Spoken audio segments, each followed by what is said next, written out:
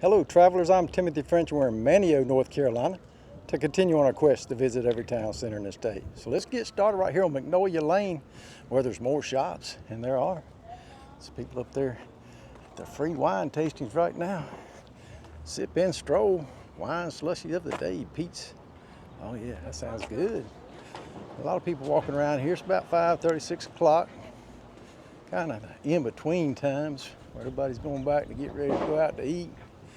Come on back down here again, I'm sure. Poodles and Bob's looks like a nice store to visit. And it looks like they're setting up for a festival tomorrow. It starts on the 1st and goes all the way to Sunday. I believe it's called the Dare Festival. So y'all let us know. It might even start tonight. And that's for parking. They're gonna block off parking, I guess. So they still getting set up. Yeah, Manteo, home of the lost colony and all that. Sir Walter Raleigh's colonists, 1584 to 1587, whose friend and guide was the Indian Manteo, Christian and called Lord of Roanoke. And I don't know what the bottom part is. Y'all gonna have to read that for yourself. August 13, 1587, in reward of his faithful service.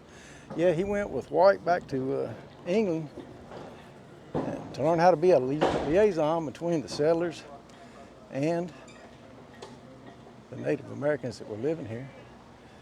And his daughter married a man named Dare, and they had the first born child here named Virginia Dare, first born of the English in America by nearby this place, born the 18th and baptized the 20th of August 1587. So that's awesome. First child born in America. And you'll know it if you're around here because the road's named Virginia Dare. Let's walk out here for a minute. I got the whirligigs going and the flags and everything else in this breeze. Got a pirate peeking out around the corner. There's old Blackbeard's flag too. Blackbeard trolled these waters too, all the way up and down through here. And I think he died down there in the Ocracoke. Got paddleboard rentals and all kinds of stuff here. Let's go back here and see what this is. The Roanoke colonies from Plymouth, England on the 27th of 1584. Walter Raleigh sent Philip Amadas and Arthur Barlow to North America to explore and prepare for English colonization. On July 13th, they claimed land in the name of Queen Elizabeth, called Virginia in her honor. This area is now known as North Carolina. And it goes on to talk about it a little bit more. Yeah, they have a play here every summer called The Lost Colony. It talks about that colony and how Virginia Dares, John White, I guess he was the grandfather of Virginia Dare, had went to go back to England with Manteo because they were running out of supplies. They went on back. And when they got over there, I can't remember the reason, but they wouldn't let them come back for 3 years. So you can imagine they didn't have any supplies when they left, and they were there for 3 years alone trying to make it. So nobody really knows what happened to them. Kitty Hawk's parasailing. So we've got a street that goes up that way. We're on Queen Elizabeth now. Let's walk out this way a little bit. Yeah, Kitty Hawk here. Nobody knows what happened to them. They came back and found Croatan, I believe that's how you say it, carved into a tree, and they couldn't find them. And nobody knows what happened. Kind of a mystery, but I think they probably went in with the Native American tribes and they helped them survive and just merged with them there, I imagine. Yeah, there's a tavern called Lost Colony right there. And if any of you guys like Mayberry, Andy Griffith, when he was younger, one of his first jobs was in that play, and he played a character in the Lost Colony down here. I've never seen that play. I'd like to go see it one day. And if you're ever here, they also have the Fort Raleigh State Park. You can go there and see where they set up shop, the Lost Colony set up shop and all. We're up here on the Sound now looking at this Roanoke Marshes Lighthouse celebrating Manteo's centennial, 1899 to 1999. says, in the years to come, as islanders mingle with visitors along Manteo waterfront, let us remember that on this spot, where so many vessels have been built and launched, dreams still light the way. For how else can you explain how a lighthouse now casts its reassuring beam into the night sky where the town's wastewater treatment plant once stood, safeguarding the environment, honoring the past, and dreaming of a brighter future in Manteo's shining path. Well, I'm gonna agree with him. This lighthouse is a lot better than the wastewater treatment facility. Yeah, it's cool. I guess the light still comes on at night, I don't know. Y'all live here, let me know. I've only been here one time before, and it looks like you can bring your boats in and dock up right here.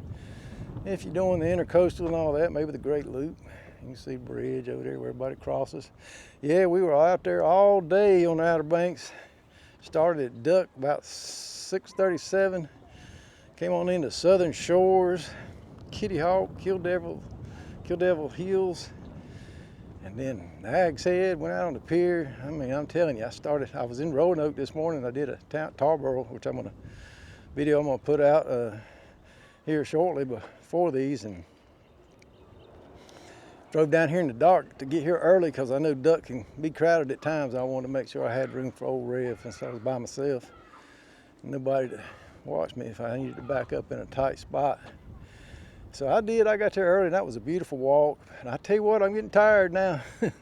It's gonna be my last town. I was gonna try to do Columbus right on up the road from here, but I don't think so. Yeah, I just wanted to show you this. You see this a lot when people come to Manteo.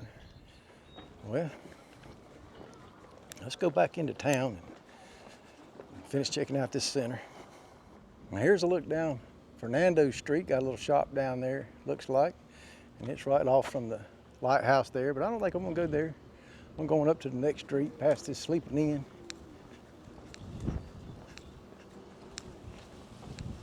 They got waterfront trellis, an Outer Banks event venue up there, ice cream shop. Well, speeding things up, people eating over there at the Lost Colony, so I'm gonna jump over so the camera won't be right on them. Got a bird flying overhead. It's been windy today, perfect flying weather. So yeah, there's people over there enjoying the day as the flag and the breezes go by. So we're gonna turn on Sir Walter Raleigh Street now. Go up here and see what this bookstore is all about. Got some art over there and a memorial here at Dare County Veterans Memorial. The sun's shining bright, but maybe you can get the flag there. We're open, come on in, yeah, that's what you want to do. So we've got two streets here, it looks like. Got some shops over there, so we may cut over there in a minute. I just want to see what this is. Dare County Arts Festival. We've got a sea turtle in it and some holes. I don't know what the holes represent. I thought it might be a climate wall at first. Maybe that's supposed to be the coral or something. Y'all let me know. Got unique something over there, jewelry, ice cold drinks in that beautiful building. Got herbal remedies, local and small biz source, that's good. Manteo 101 local arts and gifts inside. You see in there, make sure you stop in all these little stores. Got a bookstore here, tell you all about the history of Manteo and the Outer Banks, I'm sure. Yeah, during the early days, we talked a little bit about this in Nag's Head. All the action was over there at a hotel they built on Nag's Head. Not much was going on over here. But you would think that there would be, since it's kind of where everything started, the Lost Colony and all. But it took some time. And Mia's Bake Shop and Tea Room's right there at 109. It took some time, and they didn't get incorporated till the end of the 1800s, 1890s, I think. Let's see if we can turn here. Yeah, let's walk over here, past the barber shop.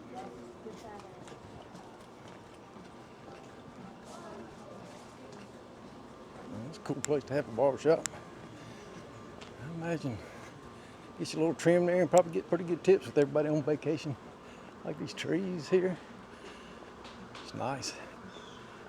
Got the Hungry Pelican Deli over there. Well, there he is. Well, that's not a pelican. That's like a heron or something, I guess. Yeah, pelicans. The pelicans bring the babies. Let's go down here a minute, see what's going on down here. Like I said, they got an event. Oh yeah, see they're gonna set it. They're setting up rides for tomorrow too. The rides will be all over there. Right past the Hungry Pelican. Let's turn back on. I just now noticed that. Beautiful theater here in town. The Pioneer Theater, live music. Trick Flight. I guess it's 7 o'clock. Got Stag's Soulshine Kitchen set up in here.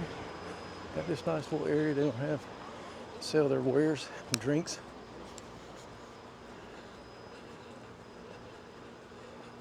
Yeah, let's see who these people are. Pioneer Theater, a night of original music. And Paige King Johnson and friends. Yeah, different people. Trick Fly, free concert on the 31st. That's cool. Today's 31st. So I guess it's gonna be happening here in a little bit. Yeah, I like that old building. Old Tom's is right there. Beer, wine, and provisions. I was watching a video that talked about the history of the Outer Banks, and I could have swore the guy said there was a man named Tom, and he had started renting out a place for hunters and fishermen to stay. I don't know if it was here or over there on the Outer Banks, but it could have been here on Roanoke Island. And got some cool little shops down here. Laughing Lollipop, Seabags, Maine, Bluegrass Island, and Lucky Dog. Let's go up here and see what they got. So yeah, I about missed that. Talking about old Tom. Anyway, wherever he was at and whether he was named Tom or not, I do not know. It just reminded me of that story. And some people that came out there to stay at it. And there's that little event center right there. Resident shops. They come out there to stay in it and said it was just they made a review on it when they got home and said it was just like a little shack, one-room shack, or had a bed over in the corner with a mattress, no sheets, and maybe a little fireplace or something. And it had a big metal tub out back where you had to wash yourself off. And so the family had a house near there, so they did cook for them, but apparently the food wasn't too good, and it didn't get a good review. So I guess he'd have been toast in the days of Yelp. That must be a common building right there, if that nice little roof on it, I don't know though. By the Stairs. I don't know what By the Stairs is. Is that upstairs? It's cool though. I wonder if you can go up there and sit up there. Can you? Yeah, let me know. Right here at the Laughing Lollipop where they handcraft cotton candy. That's cool.